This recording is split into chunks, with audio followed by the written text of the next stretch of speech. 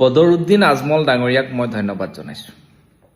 তেওঁ শিক্ষাৰ ক্ষেত্ৰত ইমান আগবঢ়াই লৈ গৈছে জাতিটো, তাৰ বাবে ধন্যবাদ। আৰু আমি কি কৰি আছোঁ, ফেচবুকত যিমান পাৰোঁ সিমান সাম্প্ৰদায়িক মন্তব্য আমি সেইবোৰ কৰিয়ে সময় কটাইছোঁ। আমাৰ অসমৰ এজন উদয়াদিত্য ভৰালীৰ বাদে মই খুব কম মানুহ দেখিছোঁ যি নেকি শিক্ষাৰ ক্ষেত্ৰত সংগ্ৰাম কৰিছে।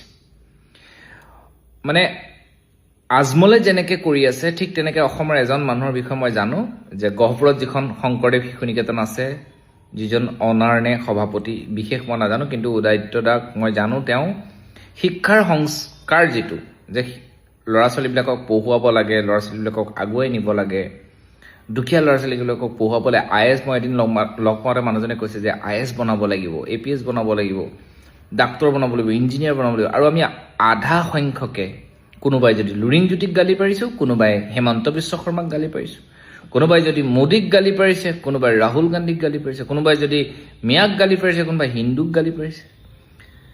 গতিকে এই কথাবিলাকৰ মাজত আজমল ডাঙৰীয়াই কিন্তু নিজৰ যিটো এইম, যিটো উদ্দেশ্য, লক্ষ্য, তেওঁ কিন্তু পূৰণ কৰি আছে। আৰু আমিবোৰ থমকি চাই আছোঁ। এনেও খেদিব নোৱাৰে কাকো, সেইটো মিছা কথা। অলপ দিনৰ পিছত যেতিয়া এই চৰকাৰ গৈ বেলেগ এখন চৰকাৰ আহিব, আজি 10 বছৰ নহয়, 20 বছৰ নহয়, তাৰপিছতো আহিব। তাৰপিছত কি হ'ব? একেই কথা। আৰু আমিবিলাকে কি লিখিম? তেতিয়া অলপ বেলেগ ধৰণে লিখিম, এতিয়া অলপ বেলেগ ধৰণে লিখি আছোঁ। কালি আলোচনাপন্থী আলফা নেতা জিতেন দত্তই এটা পোষ্ট দিয়া মই দেখিছোঁ।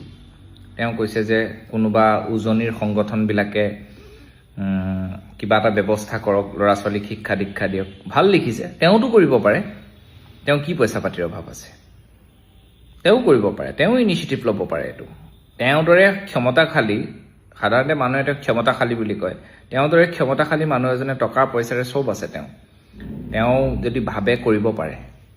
অসমীয়া বহুত ধনী ধনী ব্যৱসায়িক আছে। কোনোবাই যদি এই কামটো কৰে ক'বচোন, আমি সহযোগিতা কৰিম, আমি বিনা খৰচত আমি প্ৰচাৰ কৰি দিম। ক'ব এই বহুত দাম দি যে ইনষ্টিটিউটবিলাক কৰিছে। এতিয়া আজমল ডাঙৰীয়াই যেনেকৈ আজি কিমান ল'ৰা ছোৱালীয়ে আজমল ছুপাৰ 40 নে কি তাৰ পৰা পাইছে, আপোনালোকে খবৰ কৰক।